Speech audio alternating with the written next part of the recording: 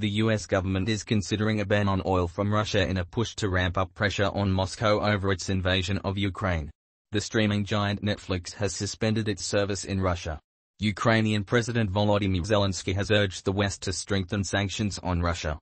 Interactive Russia-Ukraine map. Who controls what in Ukraine? Day 11. Keep reading. List of 3 items. List 1 of 3. Blinken meets Ukraine. FM Gilbert in show of support. List 2 of 3. US says working actively with Poland to send jets to Ukraine. List 3 of 3. Putin's macho doctrine, implications for Ukraine. End of list. Here are the latest updates. 20 minutes ago, 0:33 GMT, 2 big-name accounting firms to leave Russia. 2 of the so-called Big Four accounting firms, KPMG and PricewaterhouseCoopers, are pulling out of Russia over its war in Ukraine. Both the firms said they would end their relationships with their Russia-based member firms. KPMG said it was also pulling out of Belarus. KPMG International said in a statement it would be incredibly difficult to have its Russia and Belarus firms leave the network. KPMG has more than 4,500 employees in the 2 countries. PricewaterhouseCoopers said it has 3,700 employees at its PwC Russia firm and is working on an orderly transition for the business. 1 hour ago, 23:53 GMT, Ukraine official, Russia steps up nighttime shelling of cities. Russian forces have stepped up their shelling of Ukrainian cities in the center, north and south of the country, presidential advisor Oleksiy Arestovich says. The latest wave of missile strikes came as darkness fell, he said on Ukrainian television.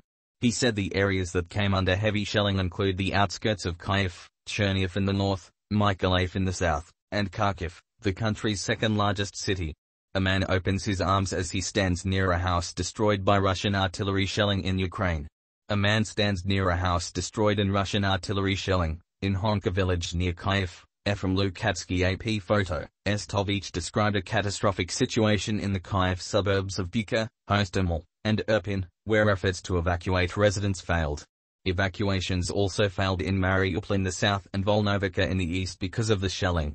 2 hours ago, 22:44 GMT, Zelenskyy says Russia sanctions not sufficient. Ukrainian President Volodymyr Zelenskyy has appealed to the West to strengthen sanctions on Russia. In a video statement, Zelenskyy criticized Western leaders for not responding to the Russian Defense Ministry's earlier announcement that it would attack Ukraine's military-industrial complex. I didn't hear even a single world leader react to this, Zelenskyy said. The audacity of the aggressor is a clear signal to the West that the sanctions imposed on Russia are not sufficient. Zelenskyy also called for organizing a tribunal to bring to justice those who order and carry out such crimes. Think about the sense of impunity of the occupiers that they can announce such planned atrocities, he said. The Russian Defense Ministry had said its forces intend to attack Ukraine's military-industrial complex with what it said were precision weapons and urged staff to leave, in a statement carried by the Russian state news agency TASS. Volodymyr Zelenskyy delivering an address, standing behind a lectern. Zelenskyy criticized Western leaders for not responding to the Russian Defense Ministry's earlier announcement that it would attack Ukraine's military-industrial complex. Ukraine presidency via AFP, 3 hours ago, 22:13 GMT. U.S. does not believe Russian assault on Odessa is imminent. Official: the United States does not believe a Russian amphibious assault in or near the Ukrainian city of Odessa is imminent, a senior U.S. defense official has said, amid growing concern about a potential attack on the city. The official, who spoke to the Reuters news agency on condition of anonymity, estimated Russia had launched about 600 missiles since the start of its invasion and deployed into Ukraine about 95% of combat forces it had pre-staged outside of the country.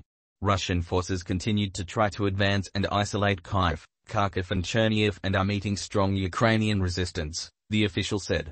3 hours ago, 22:07 GMT, Netflix halts service in Russia. Streaming giant Netflix has suspended its service in Russia. A statement from the company cited circumstances on the ground for its decision to suspend its Russian service but did not offer any additional details.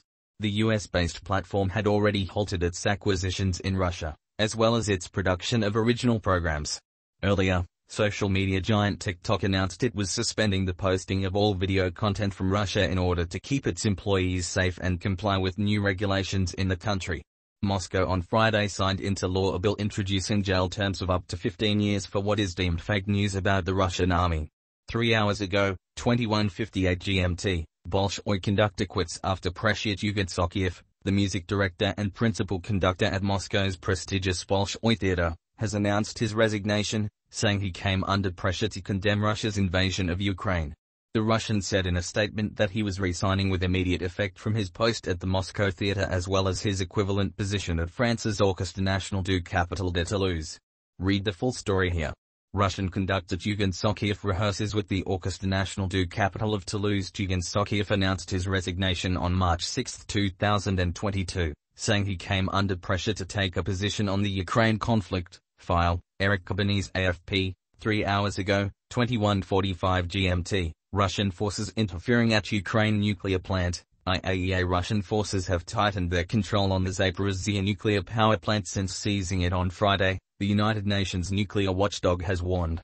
The head of the International Atomic Energy Agency, IAEA, Rafael Grossi, said he was extremely concerned after Ukraine's nuclear regulator informed the agency that staff members at the plant, the largest in Ukraine, are now required to seek approval from Russian forces for any operation, even maintenance. Read more about this story here. 3 hours ago, 21:38 GMT, Poland refugee count surpasses 1 million. More than 1 million refugees have crossed the border from Ukraine into Poland since Russia launched its invasion, Polish border guards have said. Today at 8 p.m., 1900 hours GMT, the number of people from Ukraine into Poland exceeded 1 million.